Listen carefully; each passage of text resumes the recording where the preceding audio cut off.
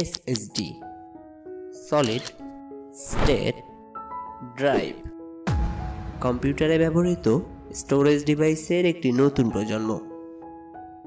একটি SSD upgrade করা আপনার কম্পিউটারের স্পিড বাড়ানোর সেরা উপায়গুলোর মধ্যে একটি। এসএসডি সলিড স্টেট ফ্ল্যাশ ভিত্তিক মেমোরিতে স্থায়ী ডেটা সঞ্চয় করে, যা বহুল প্রচলিত যান্ত্রিক হার্ড ডিস্কের চেয়ে অনেক দ্রুতগতি সম্পন্ন। আমি আশিক আছি আপনাদের সাথে। এসএসডি এর ইতিহাস জানতে দেখতে থাকুন আজকের ভিডিও। আপনি কি জানেন এসএসডি স্টোরেজ এবং এর বিকাশের দীর্ঘ যাত্রা 1950-এর দশকে শুরু হয়েছিল? হ্যাঁ, তখন এগুলিকে পরীক্ষামূলকভাবে প্রথম প্রজন্মের ভ্যাকুয়াম টিউব কম্পিউটারে ব্যবহার করা হতো এবং পরবর্তীতে 1970 এবং 1980-এর দশকে উচ্চসম্পন্ন সুপার কম্পিউটার, সামরিক এবং মহাকাশ খাতে ব্যবহার করা হতো। তবে প্রযুক্তিটি অত্যন্ত ব্যয়বহুল ছিল।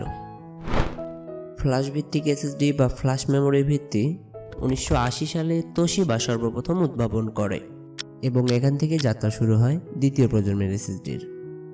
প্রথম বাণিজ্যিক ফ্ল্যাশ ভিত্তিক এসএসডি 1991 সালে সানডিস্ক কর্পোরেশন সর্বপ্রথম নিয়ে আসে এবং বিশ্বব্যাপী জনপ্রিয়তা অর্জন করতে শুরু করে। কিন্তু তখনও এটি ব্যয়বহুল ছিল, তাই 1990-এর দশকে সাধারণ ভোক্তাদের মাঝে এটি ব্যাপকভাবে ব্যবহৃত হতো না।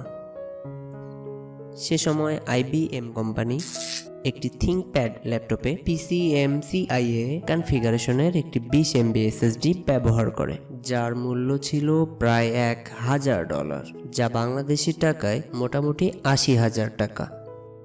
তাহলে ভাবুন, 80,000 টাকায় মাত্র 20 MB এসএসডি।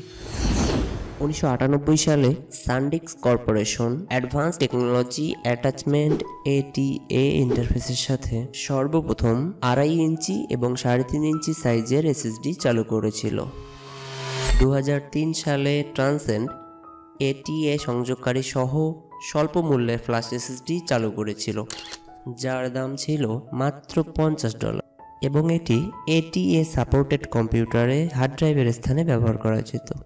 এরপর 2006 সালে স্যামসাং 32GB, 2009 সালে OCZ টেকনোলজি 1TB এবং 2012 সালে ভিরিডেন সিস্টেম 2.2GB স্টোরেজ সহ তৃতীয় প্রজন্মের ফ্ল্যাশ ভিত্তিক SATA এসএসডি তৈরি করে।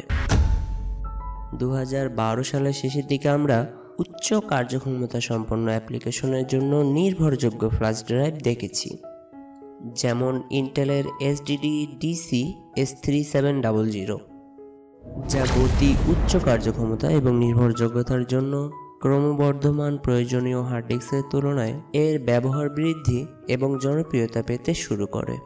এরপর আর এসএসডিকে পেছনে ফিরে তাকাতে হয়নি। দিন দিন এর চাহিদা কম্পিউটার ইউজারদের মধ্যে বেড়েই চলেছে।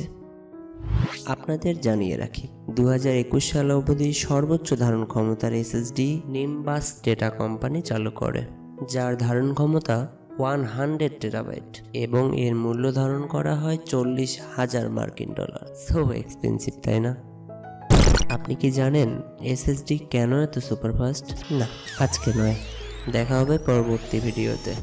ভিডিওটি কেমন লাগলো তা কমেন্ট করে জানান, আর আমাদের চ্যানেলটি সাবস্ক্রাইব করে সাথেই থাকুন। সবাই ভালো থাকবেন, সুস্থ থাকবেন। আসসালামু আলাইকুম।